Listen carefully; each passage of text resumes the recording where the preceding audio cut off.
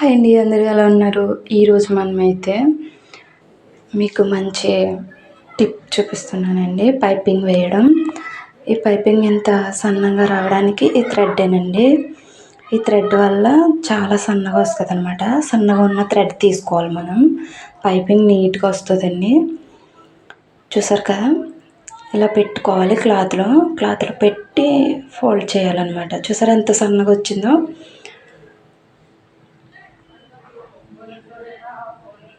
బాగా సన్నగా వస్తుందండి.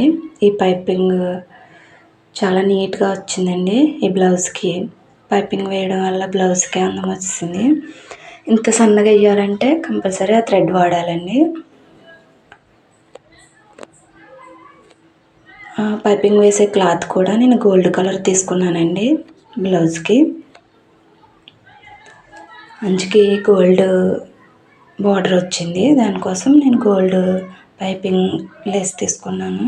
క్లాత్ చూసారా ఎంత సన్నగా వస్తుందో. బ్లౌజ్ నీట్గా ఫినిషింగ్ చేయడానికి ఇలా సన్నగా గోటేస్తే బాగుంటుందండి. ఫినిషింగ్ బాగుంటుంది. చూసారా ఎంత సన్నగా వస్తుందో.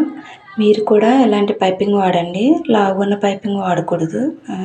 పైపింగ్కి థ్రెడ్ వాడకూడదు. లావుగున్న థ్రెడ్, సన్నగా ఉన్న థ్రెడ్ని వాడండి. బాగా సన్నగా వస్తుంది. పైపింగ్ బాగుంటుంది. బ్లౌజ్ కూడా కస్టమర్లు ఇష్టపడతారు అని కుట్టడంలోనే ఉంటుందండి. బ్లౌజ్ నీట్ ఫినిషింగ్ ఇస్తే మరలా తెచ్చి మనకి ఇస్తారు. చూసారా ఎంత సన్నగా వచ్చిందో. బాగా వచ్చిందండి. మీరు కూడా ఈ థ్రెడ్ కావాలనుకుంటే కామెంట్ చేయండి, లింక్ పెడతాను.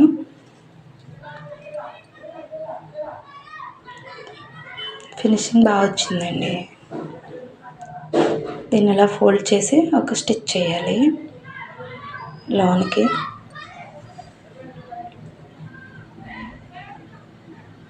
మీరు సేమ్ ఇలాగే వాడండి. ఇలాంటి థ్రెడ్ తీసుకొని పైపింగ్ అనేది చాలా నీట్గా వస్తుందండి. మీకు కస్టమర్లు కూడా పెరుగుతారు. బ్లౌజ్ కుట్టడంలోనే ఉంటుందండి. కస్టమర్లు మనకి ఇవ్వాలంటే మళ్ళా నీట్ ఫినిషింగ్ కనపడాలి వాళ్ళకి. నచ్చితే మన ఛానల్ లైక్ చేసి సబ్స్క్రైబ్ చేసుకోండి. సబ్స్క్రైబ్ చేసుకోవడం మర్చిపోకండి. లైక్ చేసి చూడండి. మన వీడియోని లైక్ చేయకుండా చూస్తున్నారు. థ్యాంక్ యూ సో మచ్ అండి.